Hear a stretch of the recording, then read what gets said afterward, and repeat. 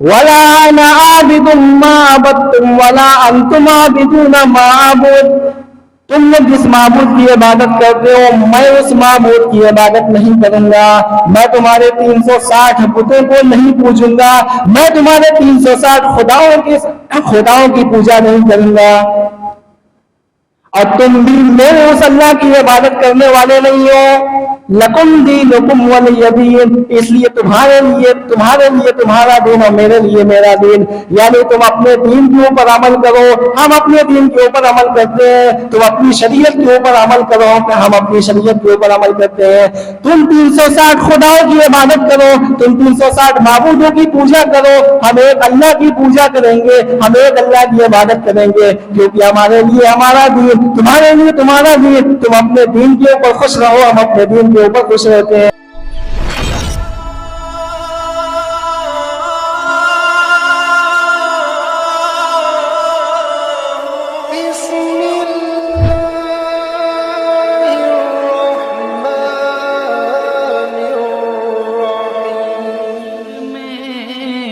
پھر ملیں گے میرے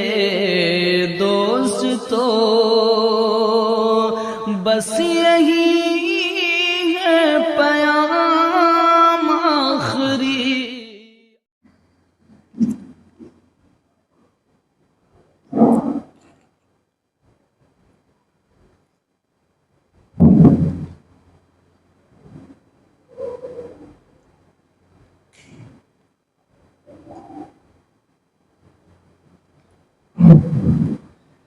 السلام علیکم ورحمۃ اللہ وبرکاتہ۔ الحمد للہ نحمده ونستعینه ونستغفره ونعوذ باللہ من شرور انفسنا وسیئات اعمالنا، من يهده الله فلا مضل له ومن يضلله فلا هادي له، وأشهد أن لا إله إلا الله وحده لا شريك له، وأشهد أن محمدا عبده ورسوله، يا أيها الذين آمنوا اتقوا الله حق تقاته ولا تموتن إلا وأنتم مسلمون، يا أيها الناس اتقوا ربكم الذي خلقكم من نفس واحدة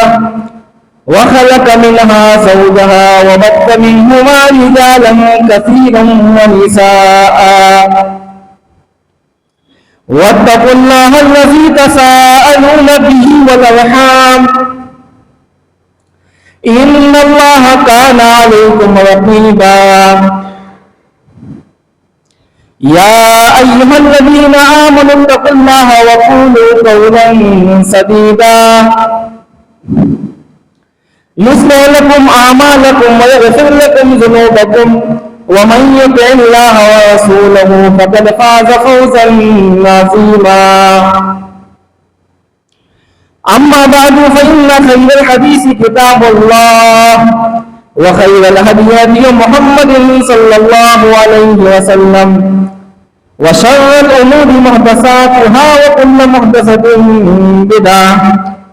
وكل بدعة ضلالة وكل ضلالة في النار۔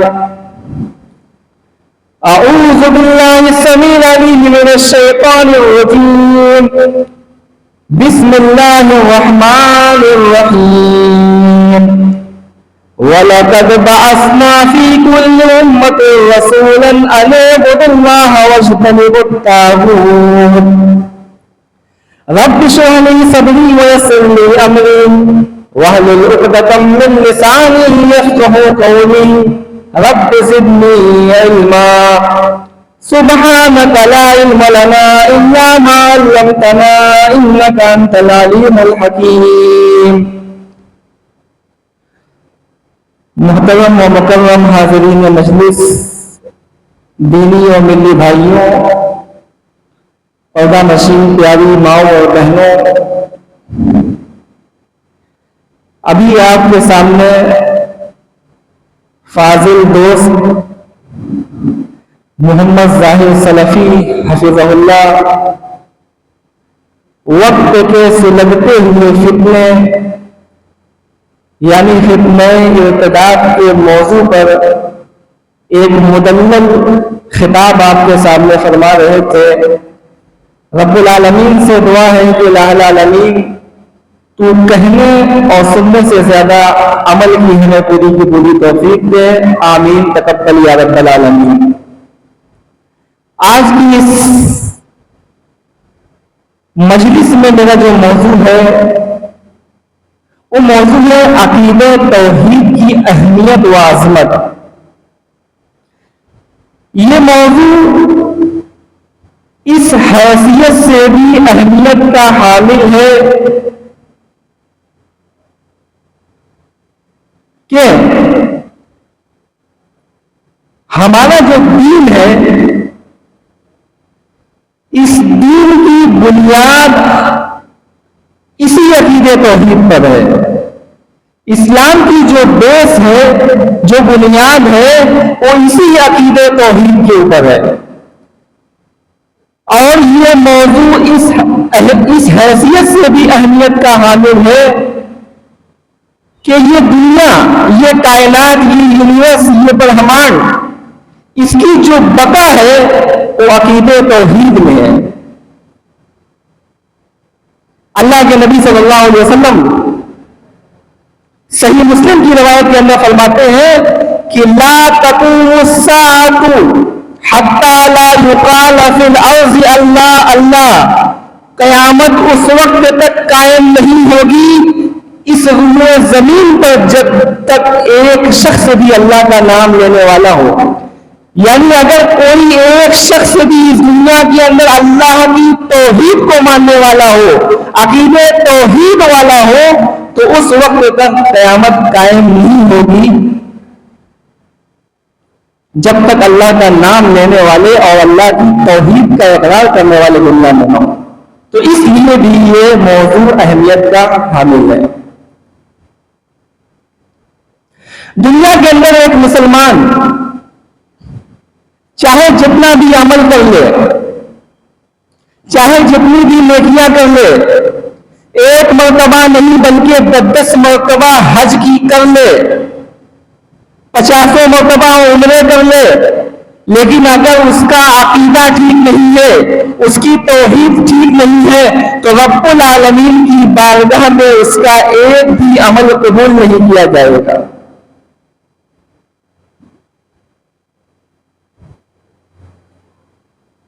اللہ کے نبی صلی اللہ علیہ وسلم نے حج کرنے والے آدمی کے بارے میں فرمایا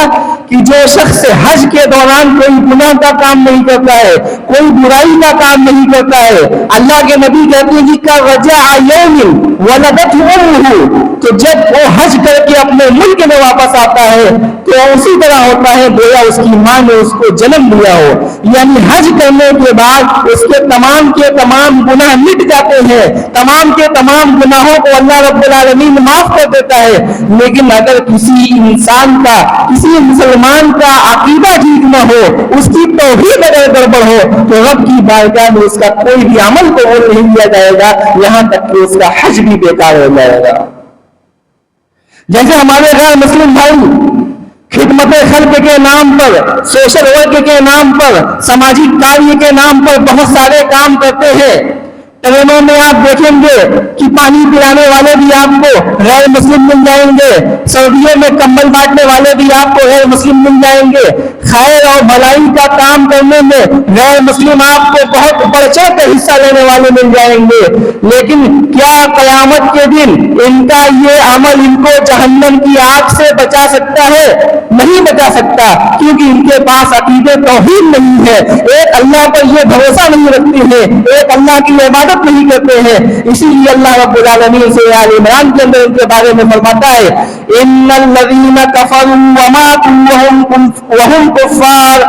جو لوگ بھی کفر کرتے ہیں یعنی جو لوگ کافر ہیں اور اسی کفر کی حالت میں مر جاتے ہیں فَلَن يُقْبَلَ مِنْ أَحَدِهِمْ مِنْهُ الْأَرْضِ ذَهَبًا وَلَوِ افْتَدَىٰ بِهِ أُولَٰئِكَ لَهُمْ عَذَابٌ أَلِيمٌ وَمَا لَهُم مِّن نَّاصِرِينَ قیامت کے دن اگر یہ اللہ رب العالمین کے عذاب سے بچنے کے لیے اگر زمین بھر کے سونا بھی خرچ کر دیں گے اگر اللہ کے عذاب سے بچنے کے لیے اگر زمین بھر کے سونا بھی اللہ کے راستے میں دے دیں گے تو اللہ کہہ رہا ہے کہ ان کا یہ سونا بھی رب کی بارگاہ میں قبول نہیں کیا جائے گا ہم ان کا زمین بھر کے سونا بھی قبول نہیں کریں گے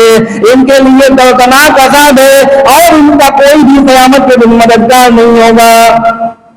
تو یہ کافر لوگ جو بھی عمل کریں گے اس عمل کے بدلے میں اللہ رب العالمین کی جو بنائی ہوئی جہنم ہے اس سے نہیں بچ سکتے کیونکہ ان کے پاس عقیدہ توحید نہیں ہے تو عقیدہ توحید یہی اسلام کی بیس ہے اور یہی اسلام کی بنیاد ہے آئیے ہم سب سے پہلے توحید کا معنی دیکھتے ہیں توحید لغت میں کس کو کہتے ہیں آپ جب ڈکشنری کی کتاب اٹھا کر دیکھیں گے تو آپ کو ملے گا توحید کا معنی کیا ہے التوحید لغت معنی الافراد توحید لغت میں تنہا کو کہتے ہیں اکیلے کو کہتے ہیں اور شریعت کی اصطلاح میں توحید کہتے ہیں افراد اللہ تعالی بالعبادہ یعنی عبادت میں اللہ رب العالمین کو تنہا جاننا اللہ کی عبادت میں اللہ کے علاوہ کسی اور کو شریک نہ کرنا یہی کیا ہے توحید ہے اور توحید کی 3 قسمیں ہیں سب سے پہلی قسم کیا ہے توحید ربوبیت یعنی اس بات کا عقیدہ رکھنا اس بات پر ایمان لانا کہ دنیا کے اندر جتنی بھی چیزیں ہیں تمام چیزوں کو اللہ ہی نے پیدا کیا تمام چیزوں کا رب اللہ ہی ہے زمین بنانے والا بھی اللہ ہی ہے آسمان بنانے والا بھی اللہ ہے انسانوں کو پیدا کرنے والا بھی اللہ ہے جانوروں کو پیدا کرنے والا بھی اللہ ہے فرشتوں کو پیدا کرنے والا بھی اللہ ہے اور جناتوں کو بھی پیدا کرنے والا اللہ ہے اس بات پر اعتقاد رکھنا اس بات پر یقین رکھنا کہ دنیا کے اندر جتنی بھی چیزیں ہیں تمام کی تمام چیزوں کا رب کون ہے تمام چیزوں کا مالک کون ہے تمام چیزوں کو پیدا کرنے والا کون ہے اللہ ہے اللہ رب العالمین قرآن حکیم کے اندر فرماتا ہے کہ تبارک الذی بیدہ الملک وہو علی کل شیء قدیر بڑی بابرکت ہے وہ ذات بڑی بابرکت ہے وہ ذات جس کے ہاتھ میں بادشاہت ہے وہو علی کل شیء قدیر اور وہ اللہ ہر چیز کے اوپر قادر ہے یعنی تمام کے تمام چیزیں اسی کی قدرت میں ہے تو دنیا کے اندر جتنی بھی چیزیں ہیں تمام چیزوں کو بنانے والا کون ہے ایک اللہ ہے اس بات پر ایمان رکھنا اس بات پر عقیدہ رکھنا کہ تمام چیزوں کا رب کون ہے اللہ ہے دوسرے نمبر پر ہے توحید الوہیت یعنی عبادت میں اللہ کے علاوہ کسی اور کو شریک نہ کرنا یعنی جو بھی ہم عبادت کریں چاہے نماز ہو روزہ ہو قربانی ہو حج ہو عمرہ ہو جتنی بھی ہماری نمازیں ہیں جتنی بھی ہماری قربانیاں ہیں جتنی بھی ہماری عبادتیں ہیں وہ تمام کے تمام چیزیں کس کے لیے ہو رب العالمین کے لیے ہو جیسے ہم نماز میں رب العالمین سے یہ کہتے ہیں کہ ایاک نعبد و ایاک نستعین اے اللہ ہم تیری ہی عبادت کرتے ہیں اور خود ہی سے مدد طلب کرتے ہیں تو عبادت کس کی ہونی چاہیے عبادت صرف اور صرف اللہ کی ہونی چاہیے جیسا کہ اللہ رب العالمین قرآن حکیم کے اندر فرماتا ہے اپنے نبی کو حکم دے رہا ہے اور کہہ رہا ہے قُلْ إِنَّ صَلَاتِي وَنُسُكِي وَمَحْيَايَ وَمَمَاتِي لِلَّهِ رَبِّ الْعَالَمِينَ اے نبی آپ یہ کہہ دیجئے کہ قُلْ إِنَّ صَلَاتِي میری نماز وَنُسُكِي میری قربانی وَمَحْيَايَ وَمَمَاتِي لِلَّهِ رَبِّ الْعَالَمِينَ میرا مرنا اور میرا جینا تمام کے تمام چیزیں یہ اللہ رب العالمین کے لیے میری قربانی ہو نماز ہو زکات ہو روزہ ہو حج ہو تمام کے تمام عبادتیں کس کے لیے رب العالمین کے لیے تو عبادت صرف اللہ کی جائے گی یہی کیا ہے توحید الوہیت ہے تمام چیزیں ہمیں کس نے عطا کی رب نے عطا کی اب عبادت کس کی ہوگی اللہ کی ہوگی تو یہ کیا ہوا توحید الوہیت ہوئی تیسرے نمبر پر ہے توحید اسماء و صفات، یعنی اللہ رب العالمین کے جو بھی نام، جو بھی اسماء و صفات قرآن میں احادیث میں بیان کیے گئے ہیں، ہمیں اسی طرح سے ماننا اور اسی طرح سے ان کے اوپر ایمان لانا۔ جیسے اللہ سمیع ہے، بصیر ہے، اللہ علیم ہے، اللہ سننے والا ہے، اللہ دیکھنے والا ہے، اللہ بولنے والا ہے، اللہ جاننے والا ہے، اللہ غفار ہے، اللہ رحیم ہے، اللہ رحمان ہے، اللہ جبار ہے، اللہ قہار ہے۔ جو بھی اسماء و صفات قرآن و حدیث کے اندر بیان کیے گئے ہیں، ہمیں اسی طرح سے ایمان لانا ہے۔ ہم اللہ کے لیے مثالیں نہیں دے سکتے، ہم اللہ کے لیے اگزامپل نہیں دے سکتے کہ اللہ فلاں کی طرح سنتا ہے، اللہ فلاں کی طرح بولتا ہے، اللہ فلاں کی طرح دیکھتا ہے۔ ہم اللہ کے لیے مثالیں نہیں بیان کر سکتے، کیونکہ اللہ کے مثل کوئی چیز نہیں ہے۔ لیس کمثلہ شیء، اللہ کے مثل کوئی چیز نہیں۔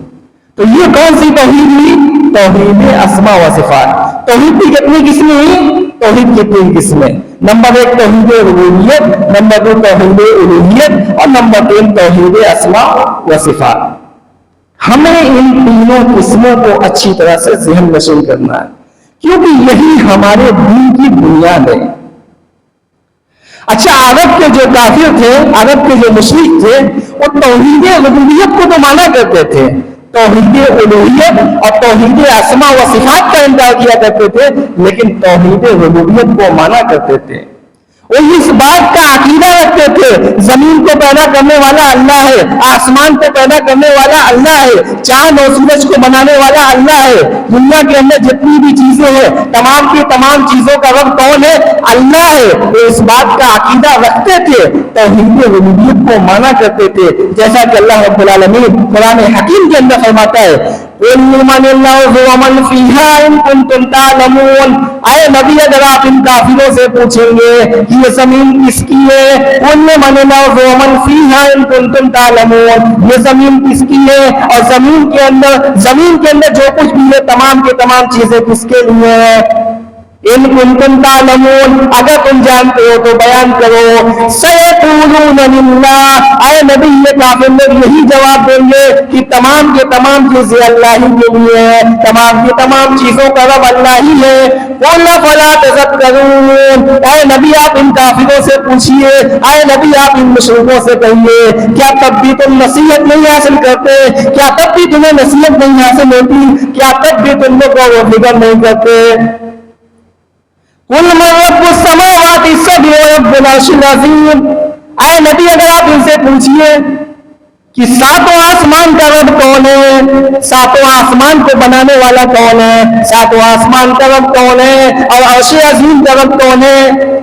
سیقولون للہ، اے نبی یہ یہی جواب دیں گے کہ تمام کی تمام چیزوں کا، 7 آسمان کا بھی، عرش عظیم کا بھی رب اللہ رب العالمین ہے، اس کے سوا کوئی دوسرا رب نہیں ہے۔ قل فلا تتقون، اے نبی آپ ان کافروں سے پوچھئے کیا تب بھی تمہیں ڈر نہیں لگتا ہے؟ کیا تب بھی تم خوف نہیں کھاتے ہو؟ کیا تب بھی تمہیں اللہ سے ڈر نہیں لگتا ہے؟ کیا تب بھی تمہیں جہنم کا خوف نہیں ہے؟ کیا تب بھی تمہیں عذاب قبر کا خوف نہیں ہے؟ قل من بیدہ ملکوت کل شیء وہو یجیر ولا یجار علیہ ان کنتم تعلمون، اے نبی آپ ان سے پوچھئے کل من بیدہ ملکوت، کہ تمام کے تمام چیزوں کی بادشاہت کس کے ہاتھ میں؟ کون ہے جو تمام کی تمام چیزوں کا رب ہے؟ کون ہے جو پناہ دیتا ہے؟ کون ہے جس کے علاوہ کوئی پناہ نہیں؟ ان کنتم تعلمون، اگر تم جانتے ہو تو بیان کرو۔ یہ یہی جواب دیں گے،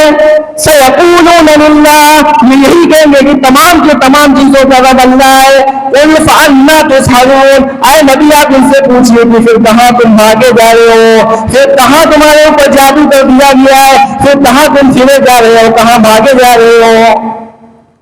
تو عرب کے جو کافر تھے وہ توحید ربوبیت کو مانا کرتے تھے، توحید الوہیت اور توحید اسماء و صفات کا انکار کیا کرتے تھے۔ ہاں، جب ان کی گاڑی کبھی کبھی پھنس جایا کرتی تھی،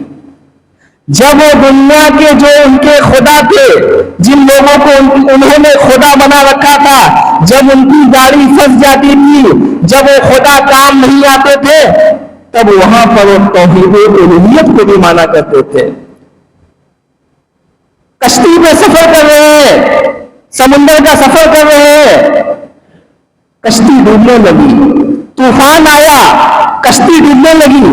اب یہاں پر ان کو 360 خدا ان کو یاد نہیں آتے، یہاں پر کس کو پکار رہے ہیں؟ اللہ رب العالمین کو پکار رہے ہیں۔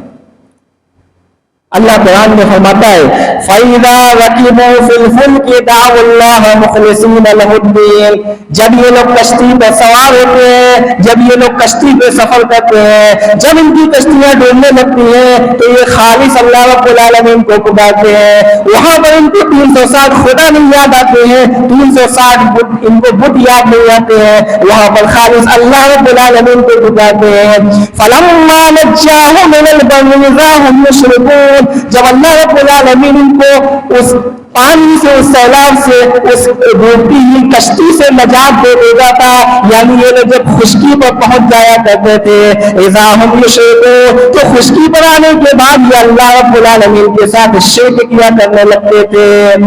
یعنی پانی میں تو اللہ کو پکارا کرتے تھے، ناؤ جب ڈوبنے والی ہوتی تھی، کشتی جب ڈوبنے والی ہوتی تھی تو وہاں وہ اللہ کو پکارا کرتے تھے، لیکن زمین پر آنے کے بعد یہ پھر اللہ کو چھوڑ کر غیر اللہ کو پکارا کرتے تھے۔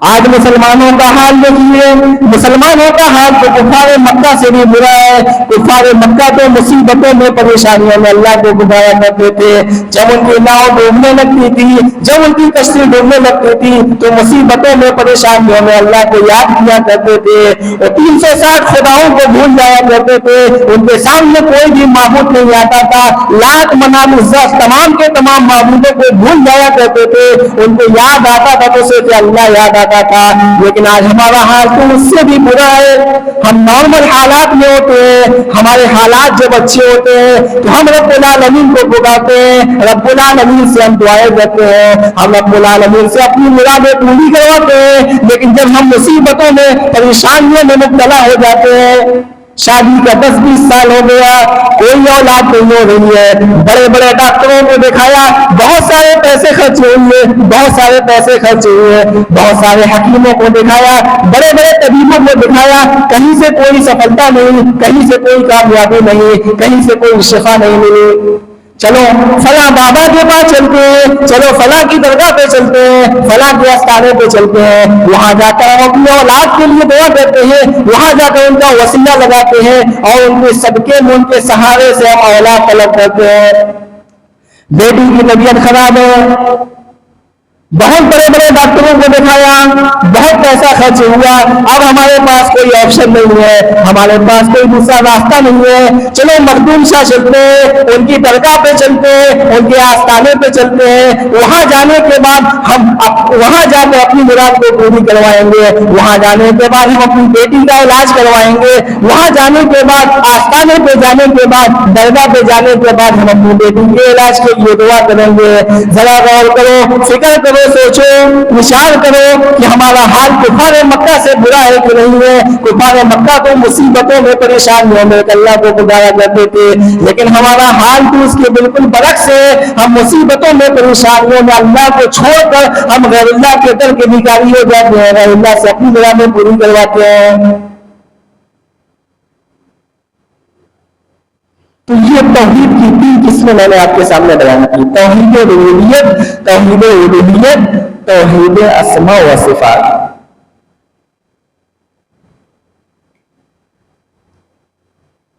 اللہ رب العالمین نے دنیا کے اندر جتنے بھی نبی بھیجے، جتنے بھی رسول بھیجے، تمام کے تمام نبیوں اور رسولوں نے اسی عقیدے توحید کی دعوت دی، لوگوں کو ایک اللہ کی طرف بلایا اور اسی عقیدے توحید کا پرچار کیا۔ جیسا کہ اللہ رب العالمین نے قرآن حکیم کے اندر فرمایا کہ وَلَقَدْ بَعَثْنَا فِي كُلِّ أُمَّةٍ رَسُولًا أَنِ اعْبُدُوا اللَّهَ وَاجْتَنِبُوا الطَّاغُوتَ، ہم نے ہر امت کے اندر، ہر قوم کے اندر، ہر کمیونٹی کے اندر، ہر سمودائے کے اندر ہم نے ایک سندیشتہ بھیجا، ایک میسنجر بھیجا، ایک پیغمبر بھیجا، جو پیغمبر دنیا کے اندر آنے کے بعد اسی بات کی تعلیم دیا کرتا تھا، اعبدوا اللہ واجتنبوا الطاغوت، اے لوگوں تم لوگ ایک اللہ کی عبادت کرو، ایک اللہ کے آگے اپنے سر کو جھکاؤ، اسی سے اپنی مرادیں پوری کرواؤ، واجتنبوا الطاغوت، اور طاغوت سے بچو، طاغوت کی عبادت نہ کرو۔ اب طاغوت کس کو کہتے ہیں؟ مفسرین نے اس آیت کریمہ کی تفسیر میں فرمایا کہ کل ما عبد من دون اللہ، ہر وہ چیز جس کی عبادت اللہ کے علاوہ کی جائے، یعنی اللہ کو چھوڑ کر اس روئے زمین پر جس کی بھی عبادت کی جائے وہ کیا ہے؟ طاغوت ہے۔ کل ما عبد من دون اللہ فہو طاغوت، اللہ کو چھوڑ کر جس کی بھی عبادت کی جائے وہ طاغوت ہے۔ تو تمام کے تمام انبیاء نے اسی عقیدے توحید کی دعوت دی، اسی عقیدے توحید کی طرف لوگوں کو بلایا۔ تمام کے تمام نبیوں کی شریعتیں تو الگ الگ ہوتی تھی،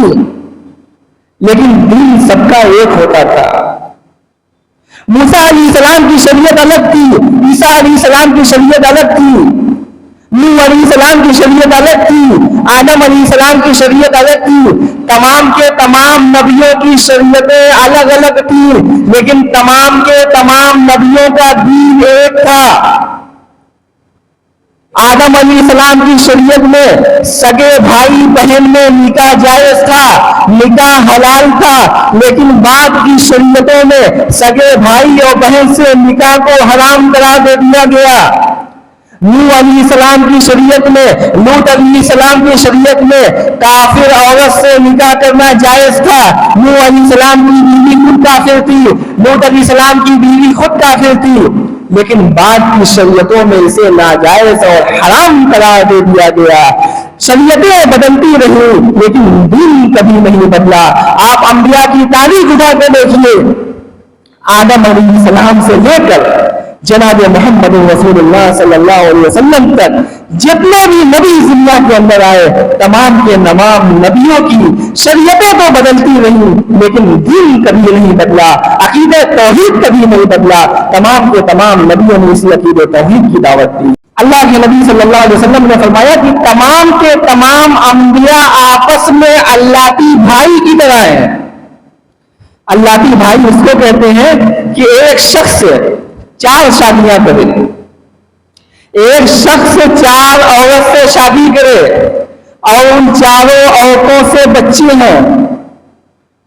وہ 4 عورتوں کے جو بچے ہیں وہ بچے آپس میں کیا ہیں؟ اللہ کی بھائی ہیں۔ یعنی تمام کے تمام بچوں کی مائیں تو الگ الگ ہیں لیکن باپ سب کا ایک ہے۔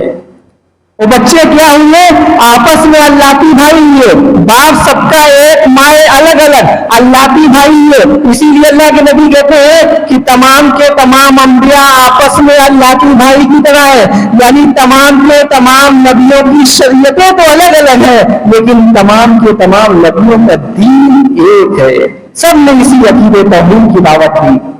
اللہ رب العالمین قرآن حکیم کے اندر نوح علیہ السلام کے بارے میں فرماتا ہے، قال یا قوم اعبدوا اللہ ما لکم من الہ غیرہ۔ نوح علیہ السلام نے اپنی قوم کے لوگوں سے کہا، اے میری قوم کے لوگوں، تم لوگ ایک اللہ کی عبادت کرو، ایک اللہ کے آگے اپنے سر کو جھکاؤ، اس کے علاوہ تمہارا کوئی بھی معبود نہیں ہے، اس کے علاوہ تمہارا کوئی بھی خدا نہیں ہے، اس کے علاوہ تمہارا کوئی بھی رب نہیں ہے۔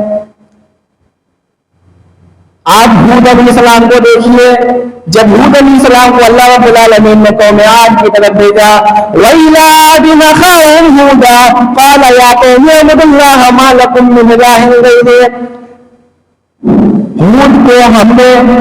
ہم نے ہود کو قوم عاد کی طرف بھیجا۔ ہود اس دنیا کے اندر آنے کے بعد اسی بات کی دعوت دے رہے ہیں، اے میری قوم کے لوگوں، تم لوگ ایک اللہ کی عبادت کرو، ایک اللہ کے آگے اپنے سر کو جھکاؤ، اس کے علاوہ تمہارا کوئی بھی معبود نہیں ہے۔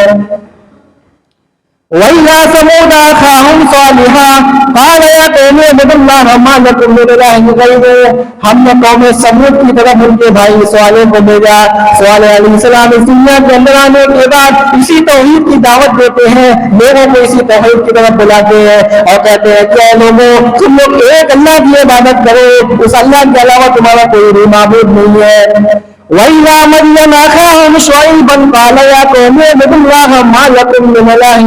غَيْرُهُ۔ ہم نے مدین کی طرف ان کے بھائی شعیب کو بھیجا۔ شعیب علیہ السلام اس دنیا کے اندر آنے کے بعد اسی توحید کی دعوت دیتے ہیں، لوگوں کو ایک اللہ کی طرف بلاتے ہیں، کہتے ہیں کہ اے میری قوم کے لوگوں، اے میری قوم کے لوگوں، تم لوگ ایک اللہ کی عبادت کرو، ایک اللہ کی پوجا کرو، اس کے علاوہ تمہارا کوئی بھی معبود نہیں ہے۔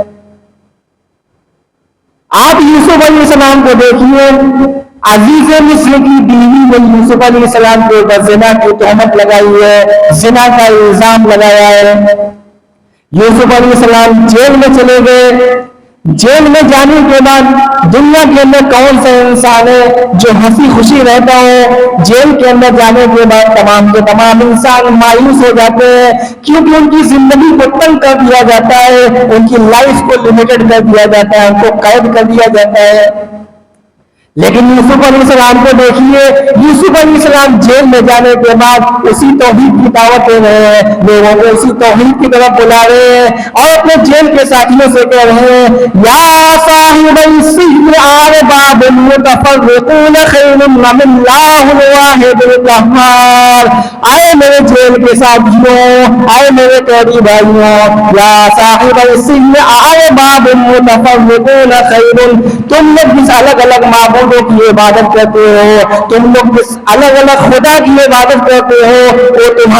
وہ الگ الگ خدا بہتر ہے ام اللہ الواحد القہار، یا او اکیلا تنہا اللہ زیادہ بہتر ہے جو قہار ہے، جو طاقت والا ہے، جو زبردست ہے۔ تم دونوں سے کمپیئر کرو، اللہ کو بھی دیکھو اور اپنے معبودوں کو بھی دیکھو، تم یہ بتاؤ کہ دونوں لوگوں میں یعنی تمہارے الگ الگ معبود اور اللہ میں کون بہتر ہے؟ ما تعبدون من دونه الا اسماء سميتموها انتم وآباؤكم ما انزل الله بها من سلطان۔ تم لوگ جس اللہ کو چھوڑ کر جن بھی معبودوں کی تم عبادت کرتے ہو، ما تعبدون من دونه الا اسماء سميتموها، تمہارے ان جھوٹے معبودوں کے اوپر اللہ رب العالمین نے آسمان سے کوئی دلیل نہیں اتاری ہے۔ اسماء سميتموها، یہ تو بس ایک نام ہے جو تم نے اور تمہارے باپ دادا نے کر رکھا ہے، جو تم نے اور تمہارے باپ دادا نے رکھ لیا ہے۔ ان الحکم الا للہ، حکم تو صرف اللہ کا چلے گا، قانون تو صرف اللہ کا چلے گا، شاسن تو کیول ایشور کا چلے گا، اس کے علاوہ کسی کا بھی قانون نہیں چلے گا۔ امر اللہ تعبدوا الا اياه ذلك الدين القيم، اللہ نے اس بات کا حکم دیا ہے اسی کی عبادت کرو، اسی کے آگے اپنے سر کو جھکاؤ، نماز اسی کے لیے پڑھو، روزہ اسی کے لیے رکھو، نذر و نیاز اسی کے لیے کرو، اس کے علاوہ تمہارا کوئی بھی معبود نہیں ہے۔ ذالک الدین القیم، یہی سیدھا دین ہے، ذالک الدین القیم، یہی سیدھا دین ہے، اس کے علاوہ تمہارے لیے کوئی چیز بھی نہیں ہے۔ ولکن اکثر الناس لا یعلمون، لیکن اکثر لوگ جانتے نہیں ہیں، اکثر لوگوں کو معلوم نہیں ہے کہ دین کیا ہے، توحید کیا ہے۔ آج ہمارے بہت سارے بھائی کہتے ہیں کہ ہماری تعداد اکثریت میں ہے، ہماری تعداد زیادہ ہے، ہم اکثریت میں ہونے کی بنا پر ہم حق پر ہیں، ہماری تعداد چونکہ زیادہ ہے ہم حق پر ہیں، اسی لیے ہماری تعداد زیادہ ہے۔ اللہ کہہ رہا ہے کہ وَلَٰكِنَّ أَكْثَرَ النَّاسِ لَا يَعْلَمُونَ، اکثر لوگ جاہل ہیں، اکثر لوگوں کو معلوم نہیں ہے، اکثر لوگوں کے پاس گیان نہیں ہے، اکثر لوگوں کے پاس نالج نہیں ہے، تو اکثریت میں ہونا یہ حق پر ہونے کی دلیل نہیں ہے۔ تو آپ دیکھیں کہ یوسف علیہ السلام جیل میں ہے، جیل میں ہونے کے باوجود بھی لوگوں کو اسی توحید کی طرف بلا رہے ہیں۔ یعقوب علیہ السلام کے بارے میں بعض یہودیوں نے کہا کہ یعقوب علیہ السلام کا جب انتقال ہو رہا تھا تو یعقوب علیہ السلام موت کے وقت انہوں نے یہودیت پر قائم رہنے کی تلقین کی، لوگوں کو اس بات کا حکم دیا کہ میرے اس دنیا سے جانے کے بعد تم نے یہودیت پر قائم رہنا، اپنے بچوں کو، اپنے فیملی والوں کو، اپنے سماج اور سوسائٹی میں رہنے والوں کو اس بات کا حکم دیا کہ تم لوگ میرے انتقال کے بعد یہودیت پر قائم رہنا۔ قرآن میں اللہ رب العالمین ان کا رد کرتے ہوئے فرماتا ہے ام کنتم شہداء اذ حضر یعقوب الموت اذ قال لبنیہ ما تعبدون من بعدی، کیا تم اس وقت موجود تھے اے یہودیت جو تم کہتے ہو کہ یعقوب علیہ السلام نے یہودیت پہ قائم ہونے کی تلقین کی تھی، کیا اس وقت تم موجود تھے جب یعقوب علیہ السلام مرنے والے تھے، یعقوب علیہ السلام کے پاس موت کا فرشتہ آنے والا تھا، یعقوب علیہ السلام اس دنیا سے آخرت کا سفر کرنے والے تھے، کیا اس وقت تم موجود تھے؟ ام کنتم شہداء اذ حضر یعقوب الموت اذ قال لبنیہ ما تعبدون من بعدی، جب یعقوب علیہ السلام نے اپنے بیٹے سے کہا اذ قال لبنیہ ما تعبدون من بعدی، اے میرے بچوں میرے انتقال کے بعد، میری اس دنیا سے چلے جانے کے بعد تم لوگ کس کی عبادت کرو گے؟ میری اس دنیا سے چلے جانے کے بعد تم لوگ نماز کس کے لیے پڑھو گے؟ روزہ کس کے لیے رکھو گے؟ نذر کس کے لیے مانو گے؟ تمام کے تمام بیٹوں نے یہی جواب دیا قالوا نعبد الہک والہ آبائک ابراہیم واسماعیل واسحاق الہا واحدا، آئے میرے ابو جان آپ کی دنیا سے چلے جانے کے بعد، آپ کے انتقال کے بعد ہم تو آپ کے معبود یعنی اللہ کی عبادت کریں گے۔ قالوا نعبد الہک والہ آبائک ابراہیم واسماعیل واسحاق، آئے میرے ابو جان آپ کے انتقال کے بعد ہم آپ کے معبود کی عبادت کریں گے، آپ کے آبا و اجداد کے معبود کی عبادت کریں گے، یعنی ابراہیم علیہ السلام، اسماعیل علیہ السلام، اسحاق علیہ السلام کے معبود کی عبادت کریں گے۔ الہا واحدا، جو معبود اکیلا ہے، جو معبود تنہا ہے، جس کا کوئی پارٹنر نہیں ہے، جس کا کوئی ساتھی نہیں ہے، وَنَحْنُ لَهُ مُسْلِمُونَ، اور ہم اسی کے فرما بردار بن کر رہیں گے۔ تمام کے تمام نبیوں نے اسی توحید کی دعوت دی، تمام کے تمام نبیوں نے لوگوں کو اسی توحید کی طرف بلایا۔ خود ہمارے نبی جناب محمد رسول اللہ صلی اللہ علیہ وسلم کو بھی اسی بات کا حکم دیا گیا۔ صحیح بخاری کی روایت اللہ کے نبی فرماتے ہیں کہ اُمِرْتُ أَنْ أُقَاتِلَ النَّاسَ، لوگوں مجھے اس بات کا حکم دیا گیا ہے اُمِرْتُ أَنْ أُقَاتِلَ النَّاسَ کہ میں لوگوں سے قتال کروں، میں لوگوں سے جنگ لڑوں۔ أُمِرْتُ أَنْ أُقَاتِلَ النَّاسَ حَتَّى يَشْهَدُوا أَنْ لَا إِلَهَ إِلَّا اللَّهُ وَأَنَّ مُحَمَّدًا رَسُولُ اللَّهِ، میں لوگوں سے اس وقت تک قتال کروں جب تک کہ لوگ اپنی زبان سے یہ نہ کہتے کہ اللہ کے سوا کوئی بھی معبود نہیں ہے اور محمد صلی اللہ علیہ وسلم اللہ کے رسول ہے۔ اللہ کے نبی صلی اللہ علیہ وسلم فرماتے ہیں کہ اللہ رب العالمین نے مجھے اسی بات کا حکم دیا ہے کہ میں لوگوں سے قتال کروں، میں لوگوں سے جنگ لڑوں اس وقت تک جب تک کہ لوگ لا الہ الا اللہ کا اقرار نہ کر لیں۔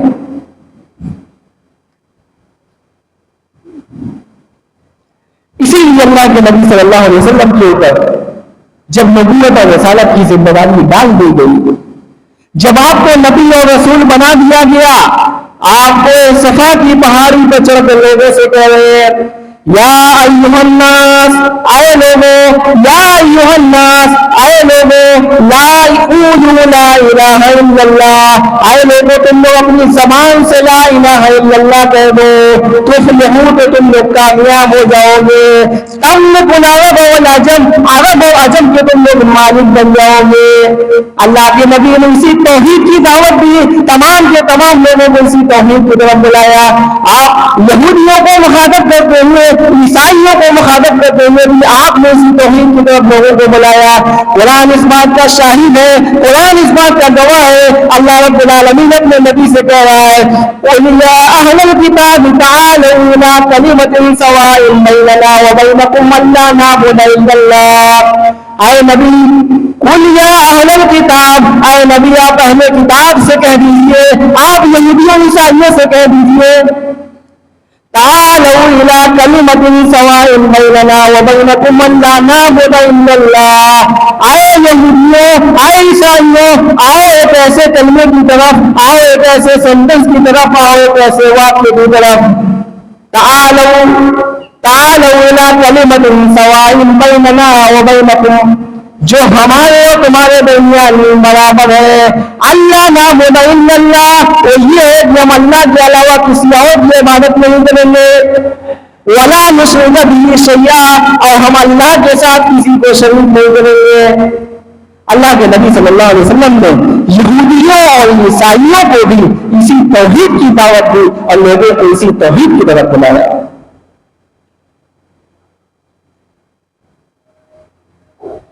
اور حضرت معاذ بن جبل رضی اللہ عنہ کو جب اللہ کے نبی صلی اللہ علیہ وسلم مکہ سے باہر یمن کی طرف بھیج رہے تھے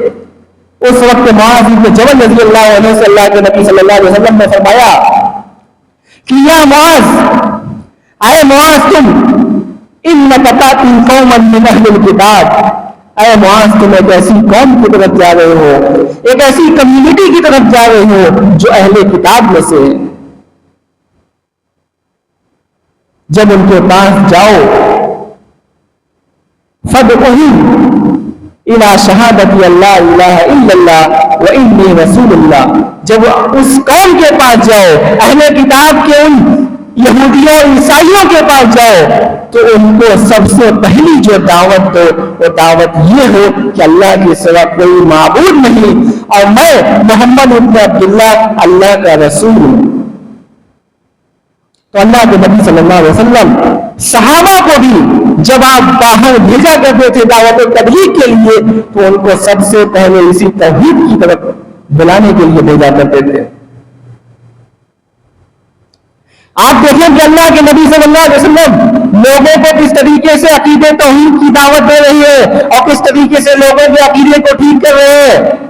عبداللہ ابن عباس کو آپ میں سے کون ہے جو نہیں جانتا حضرت عباس کے بیٹے عبداللہ ابن عباس اللہ کے نبی کے ساتھ سفر کر رہے ہیں اللہ کے نبی کے ساتھ سواری پہ بیٹھے ہوئے ہیں اللہ کے نبی عبداللہ ابن عباس سے کہتے ہیں کہ اذا سألت فاسأل اللہ آئے بچے اذا سألت فاسأل اللہ جب بھی تمہیں سوال کرنا ہو جب بھی تمہیں کوئی چیز مانگنا ہو تو رب العالمین سے مانگو اللہ رب العالمین سے مانگو اذا سألت فاسأل اللہ جب بھی تمہیں سوال کرنا ہو تو اللہ سے سوال کرو وَإِذَا اسْتَعَنْتَ فَاسْتَعِنْ بِاللَّهِ جب بھی تمہیں کوئی مدد مانگنی ہو جب بھی تمہیں کوئی مدد طلب کرنی ہو تو اللہ رب العالمین سے مدد طلب کرو آپ دیکھیں عبداللہ ابن عباس معصوم بچے کس طریقے سے اللہ کے نبی چھوٹے بچے کو توحید کی دعوت دے رہے ہیں کس طریقے سے اللہ کے نبی لوگوں کو توحید کی طرف بلا رہے ہیں کہ چھوٹے بچے کو بھی توحید کی دعوت دے رہے ہیں اور لوگوں کو اسی توحید کی طرف بلا رہے ہیں آپ اسی سے اندازہ لگا سکتے ہیں کہ عقیدہ توحید کی کتنی اہمیت ہے اور عقیدہ توحید کا کتنا مقام ہے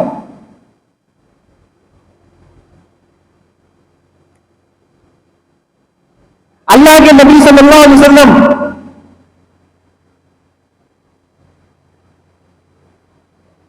نبوت کے بعد 23 سال تک زندہ رہے آپ کی کل عمر 63 سال تھی 40 سال نبی بنائے جانے سے پہلے کے اور 23 سال نبی بنائے جانے کے بعد اس 23 سال کے اندر اللہ کے نبی صلی اللہ علیہ وسلم 13 سال تک مکہ میں رہے 13 سال مکہ میں رہے اور 10 سال کہاں رہے مدینہ میں رہے مکہ کے اندر 13 سال تک آپ تھے اور پورے 13 سال کے اندر آپ کی دعوت کا ایک ہی موضوع تھا وہ موضوع عقیدہ توحید تھا نماز تو مکہ کے اندر فرض ہوئی، لیکن مکہ کے بالکل آخری ٹائم میں فرض ہوئی، نبوت کے 10ویں سال میں نماز فرض ہوئی، اور نماز کا ایک اجتماعی نصب مدینہ کے اندر عمل میں آیا۔ جہاد مدینے میں فرض ہوا، روزہ مدینے میں فرض ہوا، زکوٰۃ مدینے میں فرض ہوئی، حج مدینے میں فرض ہوا۔ صرف اکیلے عقیدے توحید کے لیے مکہ کے 13 سال اور باقی شریعت کے لیے مدینہ کے 10 سال۔ مدینہ کے اندر باقی شریعتیں نازل ہوئی، مکہ کے اندر اکیلے اسی عقیدے توحید کا پرچار آپ لوگوں کے سامنے کیا کرتے تھے، اسی عقیدے توحید کی طرف لوگوں کو بلایا کرتے تھے۔ آپ دیکھیں کہ مکہ کے اندر بہت ساری برائیوں کو وقتی طور پہ برداشت کیا گیا، ان سے کمپرومائز کیا گیا، سمجھوتا کیا گیا۔ بعد میں مدینہ جانے کے بعد وہ سب چیزیں حرام ہو گئی، جیسے شراب مکہ کے اندر حلال تھی، مدینہ جانے کے بعد شراب حلال ہوئی۔ سود مکہ کے اندر حلال تھا، مدینہ جانے کے بعد حرام ہوا۔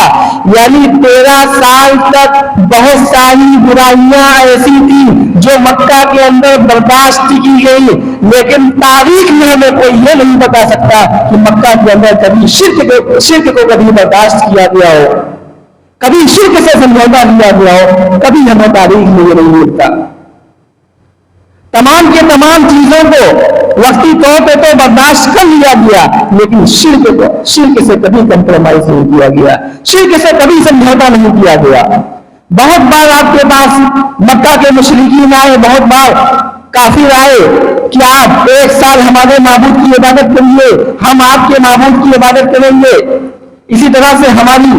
جو ریلیشن ہے، ہمارا جو تعلقات ہے وہ بنا رہے گا۔ آپ ہمارے معبودوں کو برا بھلا نہ کہیں، ہم آپ کے معبود کو برا بھلا نہیں کہیں گے۔ آپ ہمارے معبود کی 1 سال عبادت کریے، ہم آپ کے معبود کی 1 سال عبادت کریں گے۔ فوراً اللہ رب العالمین نے قرآن کریم کے اندر آیت کریمہ نازل کر دی، فرمایا کہ قُلْ يَا أَيُّهَا الْكَافِرُونَ، اے نبی آپ ان کافروں سے کہہ دیجئے، قُلْ يَا أَيُّهَا الْكَافِرُونَ لَا أَعْبُدُ مَا تَعْبُدُونَ، میں ان لوگوں کی عبادت نہیں کرتا جن لوگوں کی عبادت تم کرتے ہو،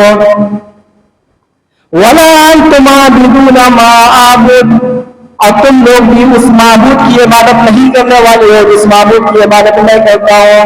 وَلَا أَنَا عَابِدٌ مَا عَبَدتُّمْ وَلَا أَنْتُمْ عَابِدُونَ مَا أَعْبُدُ، تم لوگ جس معبود کی عبادت کرتے ہو میں اس معبود کی عبادت نہیں کروں گا، میں تمہارے 360 بتوں کو نہیں پوجوں گا، میں تمہارے 360 خداؤں کی پوجا نہیں کروں گا، اور تم بھی میرے اس اللہ کی عبادت کرنے والے نہیں ہو۔ لکم دینکم ولی دین، اس لیے تمہارے لیے تمہارا دین اور میرے لیے میرا دین، یعنی تم اپنے دین کے اوپر عمل کرو، ہم اپنے دین کے اوپر عمل کرتے ہیں، تم اپنی شریعت کے اوپر عمل کرو کہ ہم اپنی شریعت کے اوپر عمل کرتے ہیں۔ تم 360 خداؤں کی عبادت کرو، تم 360 معبودوں کی پوجا کرو، ہم ایک اللہ کی پوجا کریں گے، ہم ایک اللہ کی عبادت کریں گے، کیونکہ ہمارے لیے ہمارا دین، تمہارے لیے تمہارا دین، تم اپنے دین کے اوپر خوش رہو، ہم اپنے دین کے اوپر خوش رہتے ہیں۔ تو مکہ کی تاریخ میں آپ کو کبھی شرک سے سمجھوتا نہیں ملے گا۔ اب قرآن اٹھا کے دیکھیے، قرآن کے 30 پارے ہیں، 30 پاروں میں سب سے پہلا جو حکم ہے، آپ الف لام میم سے لے کر آپ جو آخری کا جو پارہ ہے وہاں تک دیکھیے کہ 30 پاروں میں قرآن میں جو سب سے پہلا حکم آیا ہے وہ حکم بھی اسی بات کا آیا ہے کہ ایک اللہ کی عبادت کرو۔ آپ پہلا پارہ اٹھا کر دیکھیے، اللہ فرماتا ہے کہ یا ایھا الناس اعبدوا، اے لوگوں تم لوگ ایک اللہ کی عبادت کرو۔ یہاں پر اللہ نے مسلمانوں کو خطاب نہیں کیا، یہاں پر مومنوں کو خطاب نہیں کیا، یہاں پر پوری مانوتا سے خطاب کیا، پوری انسانیت سے خطاب کیا، اور فرمایا کہ یا ایھا الناس اعبدوا اعبدوا ربکم الذی خلقکم والذین من قبلکم لعلکم تتقون. اے دنیا کے انسانوں، اے دنیا کے لوگوں، تم لوگ ایک اللہ کی عبادت کرو. یا ایھا الناس اعبدوا ربکم الذی خلقکم، جو تمہارا رب ہے جس نے تم کو بھی پیدا کیا، تم سے پہلے لوگوں کو بھی پیدا کیا. لعلکم تتقون، تم لوگ ایک اللہ کی عبادت کرو، شاید تمہارے دل کے اندر اللہ کا خوف پیدا ہو جائے، شاید تم لوگ متقی ہو جاؤ، شاید تم لوگ پرہیزگار بن جاؤ، شاید تم لوگ جہنم سے ڈرنے والے بن جاؤ. قرآن میں سب سے پہلا حکم جو آیا وہ اسی توحید کے بارے میں آیا، ایک اللہ کی عبادت کرنے کے بارے میں آیا. آپ وہی قرآن اٹھا کر دیکھیے، قرآن میں اگر کسی چیز کو منع کیا گیا ہے، بہت ساری چیزوں کو منع کیا گیا ہے، لیکن قرآن کے اندر سب سے پہلے جس چیز سے منع کیا گیا ہے وہ اللہ کے ساتھ شرک کرنے سے منع کیا گیا ہے. آپ قرآن اٹھا کر دیکھیے، پہلا پارہ ہے سورہ بقرہ ہے، پہلا پارہ ہے، اللہ فرماتا ہے کہ فلا تجعلوا للہ اندادا، اے لوگوں تم لوگ اللہ کے علاوہ کسی کو اپنا معبود نہ بناؤ، اللہ کے علاوہ تم لوگ کسی اور کی عبادت نہ کرو. قرآن میں سب سے پہلا حکم عقیدہ توحید کے بارے میں، قرآن میں سب سے پہلا حکم ایک اللہ کی عبادت کرنے کے بارے میں، اور قرآن میں جو سب سے پہلے نہیں ہے، یعنی قرآن میں جن چیزوں سے سب سے پہلے جن چیزوں سے روکا گیا ہے ان چیزوں میں سب سے پہلی چیز یہی ہے کہ اے لوگوں تم لوگ اللہ کے ساتھ شرک نہ کرو. یہ توحید اتنی بڑی دولت ہے کہ اگر کوئی انسان مر رہا ہو، مرتے وقت بھی توحید کو اپنا لے گا، عقیدہ توحید والا ہو جائے گا، ایک اللہ کو ماننے والا ہو جائے گا. اللہ کے نبی فرماتے ہیں من کان آخر کلامہ لا الہ الا اللہ دخل الجنہ، جس کی زبان سے آخری کلمہ لا الہ الا اللہ نکل گیا، جو دنیا کے اندر شرک کیا کرتا تھا، جو دنیا کے اندر برائیاں کیا کرتا تھا، لیکن اس کے مرتے وقت اس کی زبان سے کلمہ لا الہ الا اللہ نکل گیا، اللہ کے نبی کہتے ہیں کہ دخل الجنہ، تو انسان جنت کے اندر داخل ہو جائے گا. پوری زندگی اگر کوئی شرک کرتا ہو لیکن مرنے کے وقت، موت کے وقت اگر اللہ نے اس کو توفیق دے دی اور وہ اسلام پر مسلمان کی حالت میں، ایمان کی حالت میں اس کا خاتمہ ہو گیا، اللہ کے نبی فرماتے ہیں کہ دخل الجنہ، تو جنت کے اندر داخل ہوگا. آپ اسی سے اندازہ لگائیں کہ عقیدہ توحید کا کیا مقام ہے، اس کی کیا عظمت ہے. اور جس کے دل میں عقیدہ توحید بیٹھ جاتا ہے، جو توحید جس کے دل میں گھر بیٹھ جاتی ہے، جو توحید والا ہو جاتا ہے، تو انسان بے خوف ہو جاتا ہے، بے ڈر ہو جاتا ہے، نڈر ہو جاتا ہے. اس کے سامنے کچھ بھی آ جائے، کتنا بڑی مصیبتیں ہوں، کتنا بڑی پریشانیاں ہوں، کبھی اس سے نہ تو گھبراتا ہے نہ کبھی اس سے ڈرتا ہے. جس کے دل میں عقیدہ توحید آ گیا، ایک اللہ کی عبادت کرنے والے کبھی دنیا والے سے ڈرتے نہیں ہے. آپ حود علیہ السلام کی زندگی کو دیکھیے، تمام کے تمام قوم کے لوگ ان کے سامنے کھڑے ہیں، تمام کے تمام لوگ حود علیہ السلام کو گھیرے ہوئے ہیں. حود علیہ السلام اپنی قوم کے لوگوں کو مخاطب کر کے فرما رہے ہیں انی اشہد اللہ واشہد انی بریء مما تشرکون، اے لوگوں میں نے اللہ کو گواہ بنایا ہے. قال انی اشہد اللہ، میں نے اللہ کو گواہ بنایا ہے. قال انی اشہد اللہ فاشہدوا، کہ تم لوگ بھی گواہ بن جاؤ. وَإِنِّي بَرِيءٌ مِّمَّا تُشْرِكُونَ، اے لوگوں میں تمہارے شرک سے بری ہوں، میں اللہ کی عبادت میں کسی کو شریک نہیں کرتا. مِن دُونِهِ فَكِيدُونِي جَمِيعًا ثُمَّ لَا تُنظِرُونَ، اے میری قوم کے لوگوں، اس اللہ کو چھوڑ کر تم لوگ میرے لیے جتنے بھی چالیں چل لو، میرے لیے جتنا بھی مکر و فریب کرنا ہے کر لو، مجھے ایک سیکنڈ کا بھی مہلت نہ دو، مجھے ایک سیکنڈ کا بھی ٹائم نہ دو. تم لوگ میرے خلاف جتنی بھی چالیں چل سکتے ہو چل لو، تو مجھے ایک سیکنڈ کا بھی موقع نہ دو. انی توکلت علی اللہ ربی وربکم، اس کے باوجود بھی میں اپنے رب کے اوپر بھروسہ کرتا ہوں. انی توکلت علی اللہ ربی وربکم، میں اس اللہ کے اوپر بھروسہ کرتا ہوں، میں اس اللہ کے اوپر وشواس کرتا ہوں جو میرا بھی رب ہے اور تم تمام لوگوں کا رب ہے. حود علیہ السلام کے سامنے پوری قوم ہے، چاہے تو پوری اپنی قوم کے لوگ ہود علیہ السلام کے اوپر حملہ کر سکتے تھے، لیکن کیونکہ ہود علیہ السلام کو ڈر نہیں ہے، ہود علیہ السلام کو خوف نہیں ہے، کیونکہ ہود علیہ السلام شرک کرنے والے میں سے نہیں تھے، ایک اللہ کی عبادت کرنے والے تھے، اسی لیے ہود علیہ السلام کے اندر سے، دل کے اندر سے ان کے ڈر اور خوف نکل گیا۔ تو جو انسان توحید اس کے دل میں، اس کے دماغ میں بیٹھ جاتی ہے تو انسان نڈر ہو جاتا ہے، بے خوف ہو جاتا ہے، کسی سے اللہ کے علاوہ ڈرتا نہیں ہے۔ آپ سمیہ رضی اللہ عنہا کی زندگی اٹھا کر دیکھیے،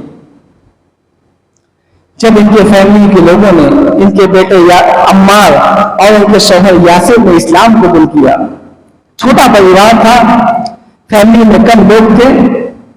ان کو بہت ستایا جاتا تھا، بہت زیادہ ٹارچر کیا جاتا تھا،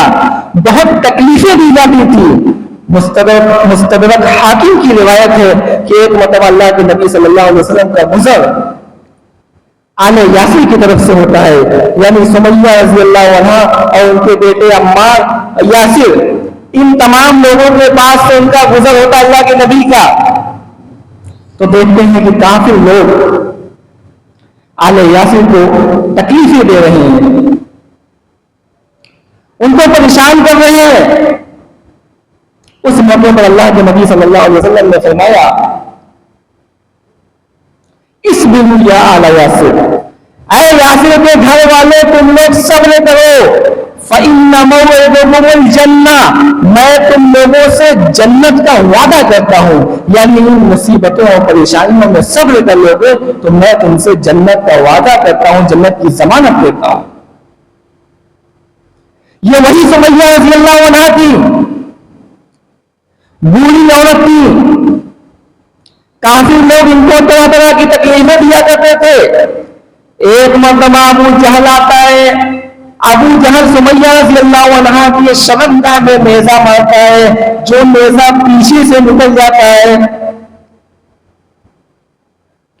ابو جہل کہتا ہے کہ سمیہ تم اسلام سے پھر جا، اسلام کو چھوڑ دو، میں تجھے تکلیف دینا چھوڑ دوں گا۔ سمیہ رضی اللہ عنہا نے اس موقع پر اللہ سے یہ نہیں دعا کی کہ اے اللہ تو مجھے ابو جہل کی تکلیف سے بچا لے، اے اللہ تو مجھے ابو جہل کے عذاب سے بچا لے۔ اس موقع پر سمیہ رضی اللہ عنہا نے ابو جہل کی تکلیف سے بچنے کے لیے اللہ سے دعا نہیں کی۔ اس موقع پر سمیہ رضی اللہ عنہا نے جو دعا کی وہ دعا یہ تھی، یا ربی ثبت قدمی علی دینک یا ارحم الراحمین، اے اللہ، اے میرے رب، یا ربی ثبت قدمی علی دینک یا ارحم الراحمین، اے اللہ تو مجھے دین کے اوپر ثابت قدم رکھ، تو مجھے ایمان کے اوپر ثابت قدم رکھ۔ اے اللہ کہیں ایسا نہ ہو کہ ابو جہل کی تکلیف برداشت نہ کرنے کی وجہ سے کہیں میرے دل سے توحید نہ نکل جائے، کہیں میرے دل سے ایمان نہ چلا جائے۔ اے اللہ تو مجھے ایمان کے اوپر، اسلام کے اوپر، عقیدہ توحید کے اوپر ثابت قدم رکھ۔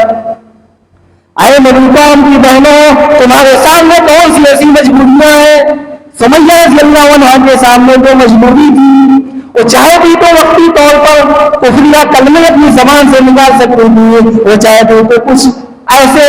الفاظ اپنی زبان سے نکال سکتی تھی اپنی جان بچانے کے لیے، لیکن اس موقع پر سمیہ رضی اللہ عنہا نے اسلام کے اوپر، ایمان کے اوپر اللہ سے ثابت قدمی کے لیے دعا کی۔ اے میری قوم کی بہنوں، اے میری قوم کی بیٹیاں، تمہارے سامنے کون سی ایسی مجبوریاں ہیں، تمہارے سامنے کون سی ایسی پریشانیاں ہیں کہ تم غیر مسلم لڑکوں کے ساتھ ناجائز تعلقات قائم کر رہی ہو؟ تمہارے سامنے کون سی ایسی مجبوریاں ہیں کہ تم غیر مسلم لڑکوں کے ساتھ ناجائز سبب بنا رہی ہو؟ تمہارے سامنے کون سی ایسی مجبوریاں ہیں کہ تم غیر مسلم لڑکوں کے ساتھ کالجوں میں، یونیورسٹیوں میں، کینٹین میں بیٹھ کر چائے پی رہی ہو؟ تمہارے سامنے کون سی ایسی مجبوریاں ہیں کہ تم غیر مسلم لڑکوں کے ساتھ اوڑے میں جا رہی ہو؟ تمہارے سامنے کون سی ایسی مجبوریاں ہیں کہ تم غیر مسلم لڑکوں کے ساتھ مندروں میں ساتھ پھیرے لے رہی ہو؟ تمہارے سامنے کون سی ایسی مجبوریاں ہیں کہ جس سے تم اسلام چھوڑنے پر مجبور ہو رہی ہو؟ تمہارے سامنے کون سی ایسی مجبوریاں ہیں جو تمہیں اسلام چھوڑنے پر مجبور کر رہی ہے. تم نے کون سا ایسا نقص دیکھا ہے اسلام کے اندر,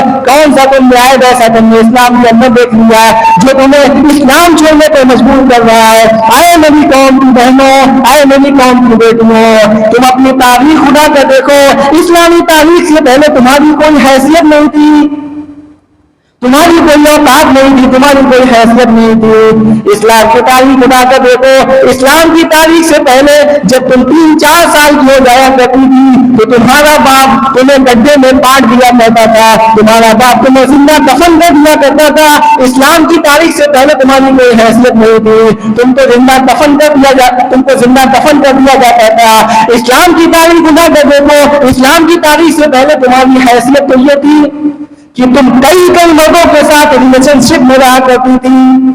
کئی مردوں سے تم شادیاں کیا کرتی تھی. لیکن اسلام آیا, اللہ کے نبی آئے, اللہ کے نبی نے ان تمام چیزوں کو ختم کر دیا. اسلام نے ان تمام چیزوں کو مٹا دیا. اسلام نے جو تمہیں عظمت دی ہے, اسلام نے جو تمہیں مقام دیا ہے, وہ دنیا کا کوئی اور مذہب نہیں دے سکتا, دنیا کا کوئی اور دھرم تم کو مقام نہیں دے سکتا جو مقام تمہیں اسلام نے دیا ہے. دکانوں پر آپ کو سیل کاؤنٹر پر لڑکیاں ہی ملیں گی, آپ کو کبھی کیش کاؤنٹر پر بل کاؤنٹر پر آپ کو کوئی لڑکی نہیں ملے گی. اسلام کے علاوہ جتنے بھی مذاہب ہیں, تمام کے تمام مذاہب میں عورتوں کو فرنٹ پہ بٹھایا ہے, تمام کے تمام مذاہب میں عورتوں کو ننگا کیا ہے. اسلام ہی ایک ایسا مذہب ہے, اسلام ہی ایک ایسا دھرم ہے جو تمہیں عزت کے ساتھ اپنے گھر میں رکھنا چاہتا ہے, لیکن پھر بھی تم بھیڑیوں کی شکار بننا چاہتی ہو, لیکن پھر بھی تم چیزوں کی شکار بننا چاہتی ہو. تو اس میں اسلام کی کیا غلطی ہو سکتی ہے؟ اس میں اسلام کی غلطی نہیں بلکہ تمہاری پرورش میں غلطی ہے.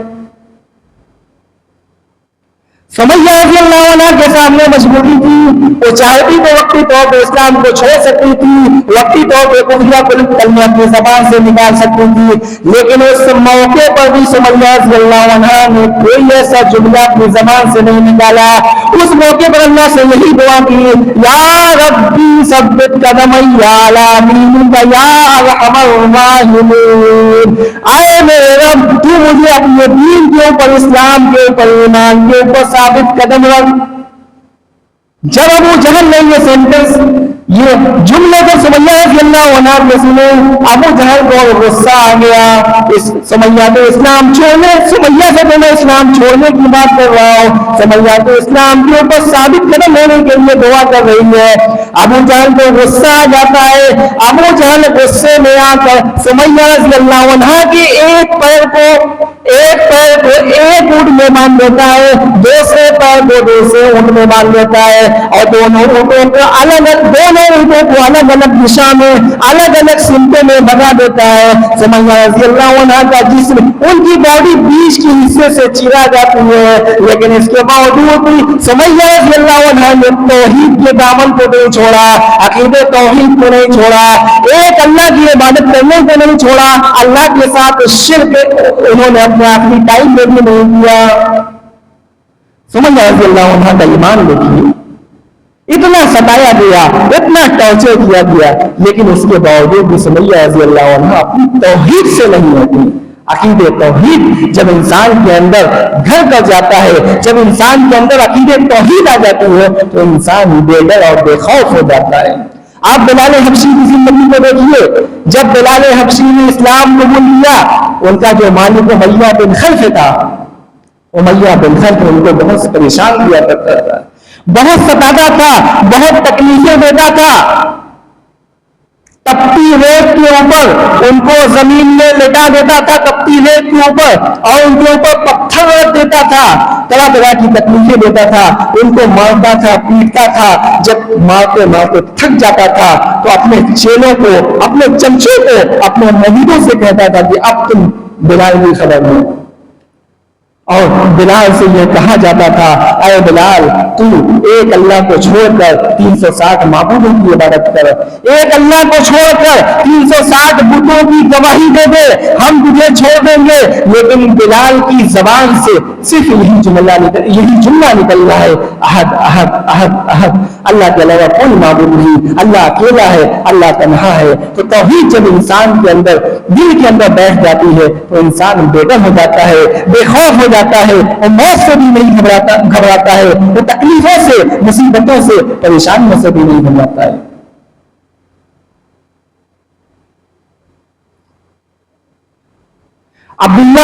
حضرت عبداللہ ذو البجادین, اسلام سے پہلے ان کا نام عبد العزا تھا. جب یہ اسلام قبول کرتے ہیں تو ان کا جو چچا تھا وہ کہتا تھا کہ تو اسلام کو اگر نہیں چھوڑے گا تو تجھے یہ گھر بھی چھوڑنا پڑے گا, اور گھر کی ساری چیزیں جو استعمال کرتا ہے تمام چیزیں مجھے چھوڑنی پڑے گی.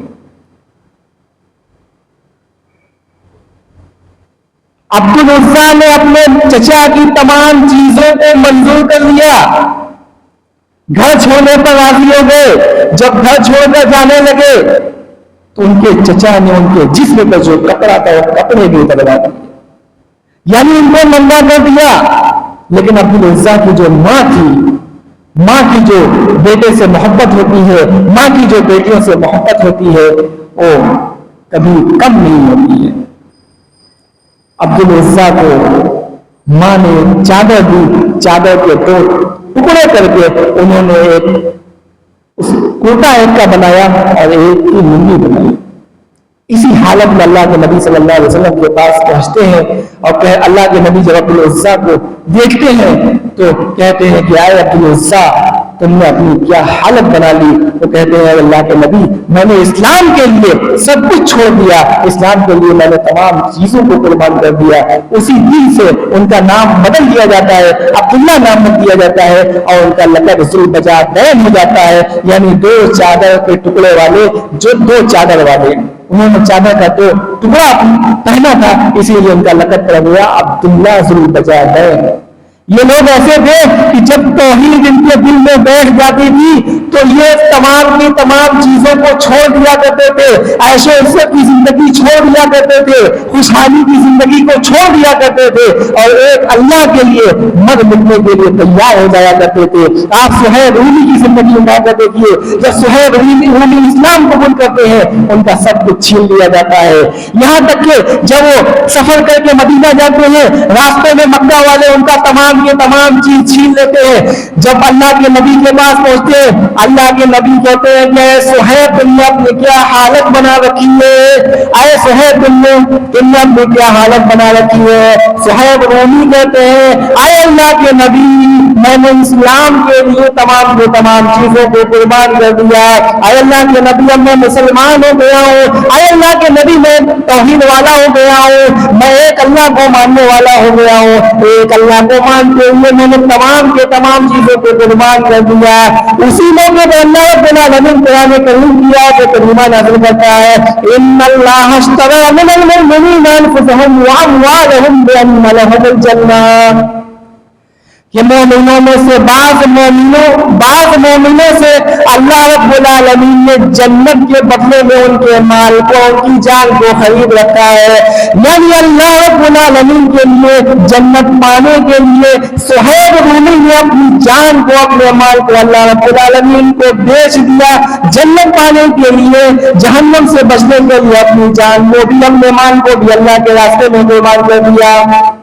تو یہ عقیدہ توحید کی عظمت ہے. جب انسان عقیدہ توحید والا ہو جاتا ہے, اس کا عقیدہ مضبوط ہو جاتا ہے, اس کا ایمان اللہ پہ مضبوط ہو جاتا ہے, تو انسان بے خوف ہو جاتا ہے, نڈر ہو جاتا ہے, کسی سے بھی نہیں ڈرتا. تو ضرورت اس بات کی ہے کہ موجودہ دور میں ہم عقیدہ توحید کی اہمیت کو سمجھیں, عقیدہ توحید کی عظمت کو سمجھیں, عقیدہ کی توحید کی کتنی قسمیں ہیں, ہم قسموں کو جانیں کہ عقیدہ توحید کا معنی کیا ہوتا ہے, توحید کا لغوی معنی کیا ہوتا ہے, توحید کا اصطلاحی معنی کیا ہوتا ہے. ان تمام چیزوں کو ہمیں اور آپ کو سوچنا اور غور و فکر کرنی چاہیے، کیونکہ ہم میں سے بہت سارے بھائی مسجد میں ایسے بیٹھے ہوں گے جن کو توحید کا معنی نہیں پتا ہے، جن کو توحید کی قسمیں نہیں پتا ہے۔ کتنے ایسے بھائی ہوں گے جن کو توحید کی قسمیں نہیں پتا۔ ہم اپنے آپ کو اہل الحدیث کہتے ہیں، ہم اپنے آپ کو توحید والا کہتے ہیں، ہم اپنے آپ کو منہج سلف اور منہج صحابہ پر چلنے والا کہتے ہیں، اور ہمارا عقیدہ گڑبڑ ہو، ہماری توحید گڑبڑ ہو، ہمیں توحید کے بارے میں نہ پتا ہو، ہمیں توحید کا معنی نہ پتا ہو، ہمیں توحید کا مفہوم نہ پتا ہو، ہمیں توحید کی عظمت نہ پتا ہو، ہمیں توحید کی قسمیں نہ پتا ہو، تو یہ ہم سے یہ کتنی بڑی بے غیرتی اور بے شرمی کی بات ہے۔ ہم رب العالمین سے دعا کرتے کہ الہ العالمین تو ہم تمام لوگوں کو عقید توحید کو سمجھنے، عقید توحید کے معنی اور حقوق کو سمجھنے، عقید توحید کی قسموں کو سمجھنے کی پوری توفیق دے۔ اے اللہ جب تک بھی ہم اس دنیا کے اندر زندہ رہے، اسلام ہی پر زندہ رہے، اور جو ہمارا خاتمہ ہو تو شہادت کا کلمہ ہماری زبان پر ہو۔ سبحان ربک رب العزت عما یصفون وسلام علی المرسلین والحمد للہ رب العالمین والسلام علیکم ورحمۃ اللہ وبرکاتہ۔